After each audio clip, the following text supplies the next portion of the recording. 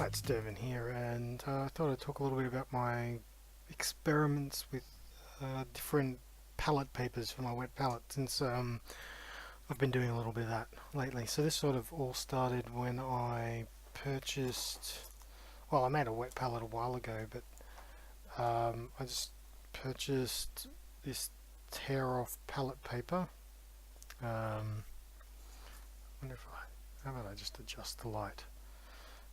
This tear-off palette paper, and really good stuff, but it's really, I don't know if you can see that, it's quite reflective and shiny, and just doing some crazy stuff to my camera actually. So I got a bit down here, but it's really waxy, and to the point that it doesn't actually let any moisture through, which obviously for what it is, when I think about it, actually makes sense, which means it's not very good at all on the wet palette.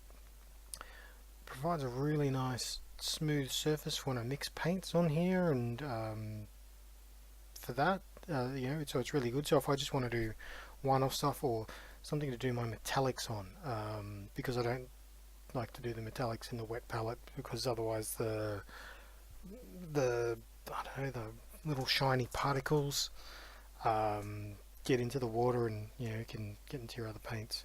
But yeah, so that hasn't worked out well for in my wet palette, but it has worked out well for doing all the other stuff outside of it. So washes, and my metallics. So that's pretty cool. Um, when I first started out, I used just this grease-proof paper because I was looking for something that didn't have any wax. So when I first started this, and this stuff worked pretty well, but it's really thin and has a habit that if it gets too wet, it starts to deteriorate. And so when you've got it sitting in a wet palette, obviously it stays really wet, and so it sort of starts to deteriorate and falls apart. So that didn't work very well. I've been using, probably for the last month now, and I've gone back to it, this Multi-X Bake. It's quality European baking paper. I don't know why we have quality European baking paper in Australia, but that's what we have.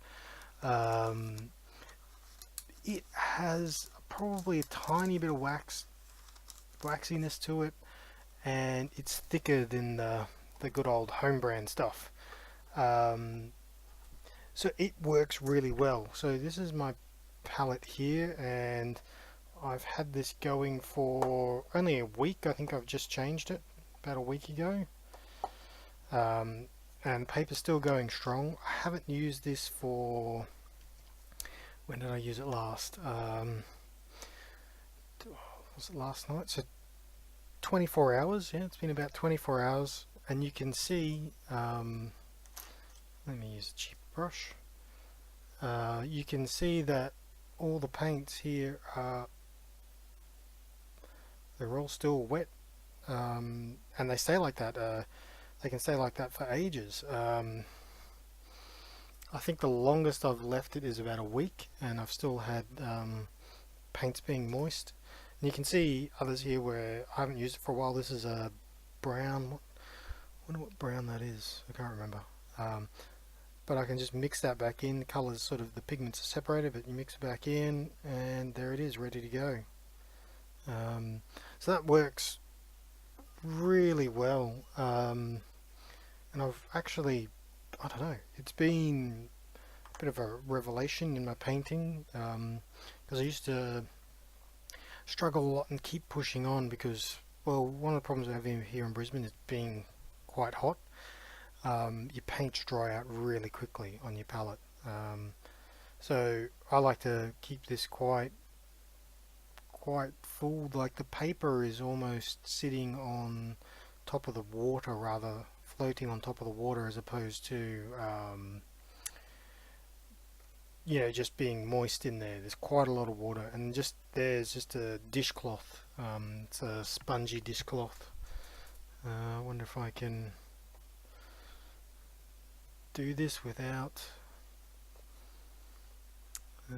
causing too much problems. Just a spongy dishcloth in there just to keep all the moisture and keep the water sort of contained a bit. And you just get a bit of water, and like when you touch the paper here, it feels damp, but it's not like it's not wet. And you find that if you let your palette dry out, it'll actually start sucking the moisture out of the paint. So I just thought I'd, share that with you guys. For those of you who don't do it, like I watch like Von Kernaghan out there doing his painting, and he paints on his CDs, which is, that's great. I used to use them, but I used to struggle. I'd be there and I'd put paint down, and you'd only use a little bit and it'd start drying up, and you'd be diluting your paints all the time. But here I just dilute them to get the consistency I want, and they stay there until I have to add more paint. Until I've run out of paint, I've got to add more there. So I just keep it in a little container here, and that keeps it sealed when I'm not using it, so all the moisture stays inside. There's plenty of videos out there about how to make these. They cover much more detail. I think I watched a few. I can't remember who I watched now, but I watched a few and refined the technique to make it work for me. Yeah, so just thought I'd share that with you guys. I'm cracking on with the Airborne, won't be too much longer. Recording the tutorial as I go along, which is good. It's good for me too, helps me remember what I'm doing. Anyway, have fun, keep hobbying. I'll talk to you next time.